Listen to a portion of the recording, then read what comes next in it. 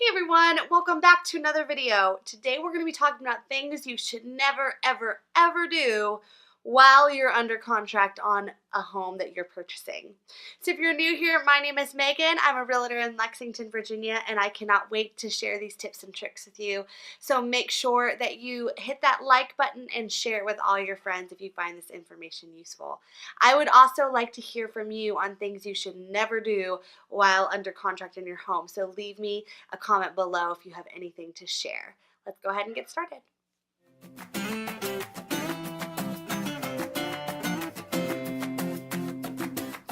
Okay, so one of the things that you should never do, and while many of you may feel that this is something that should go without saying, you'd be surprised how often it happens, and that is make any large purchasing decisions while you are under contract. Even though you may think that this is not a problem or that you have plenty of money to pay for these particular things that you're purchasing, anytime you make any type of change in your credit situation or your income situation or expenses out situation while you're under contract on a new home, lenders are going to look at it and say, why are you doing that? You always want to wait unless you're purchasing it with someone else instead of yourself. If you're purchasing it with someone who is not the borrower, I should say, then you want to make sure that then that's probably a different scenario. But if you, the borrower, are then borrowing money again to maybe buy appliances for your new home or any type of expense that they're going to red flag, make sure you're cautious with that. Although you can explain it a lot of times, if your margins are close, then any type of extra payment is going to throw those margins off and potentially be so you can't buy a property at all. So always, always, always be very cautious with changes that you're making.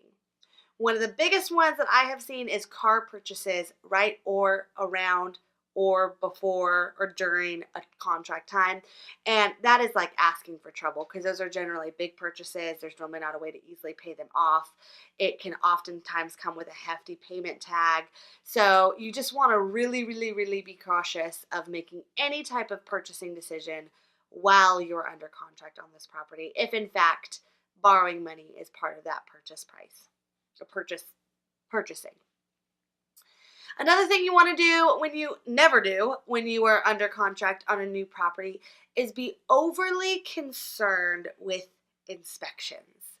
Now, I say this, your agent is going to take the best care of you possible. They're going to make sure you're not getting into anything dangerous and that the right people are telling you the right things. But a lot of times I have seen buyers see a home inspection and, you have to keep in mind that a home inspector's job is to find everything wrong with that property.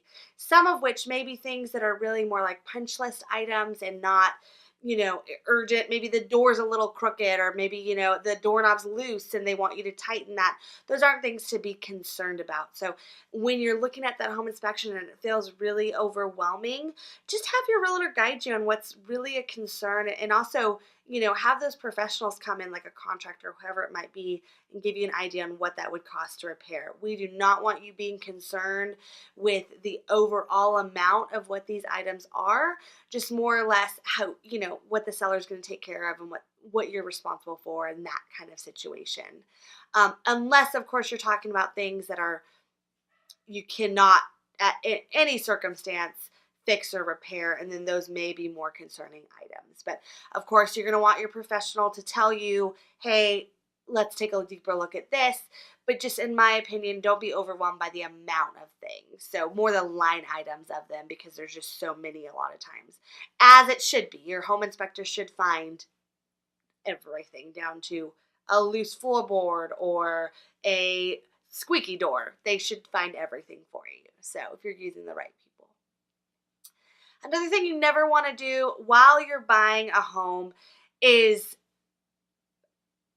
be concerned about the move itself. So this is hard because oftentimes we're moving from one property to a new property and you're basically turning your life upside down with how that's going to work and look. It can be really stressful to not get concerned about the move itself. But here's what you have to know. Moving is stressful in general.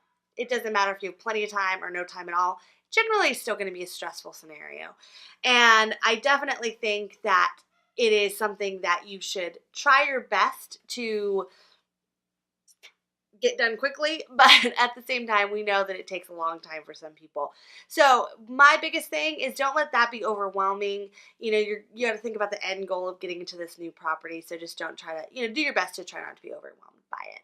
And if you can afford movers, great. If you can't afford movers, there's great tips and tricks for moving and packing things easily and moving things over slowly and just looking for those great things. Another great option with moving is if a seller will allow you to kind of move some stuff in early. It always helps on moving day to make sure that you're not jumping the gun with that. So, well, I hope you enjoyed this video. I hope that you found these tips useful. Again, I cannot wait to see you on the next video, but if you have any questions, I would love to hear from you in the comment section below. So have a great rest of your day, and I'll see y'all soon.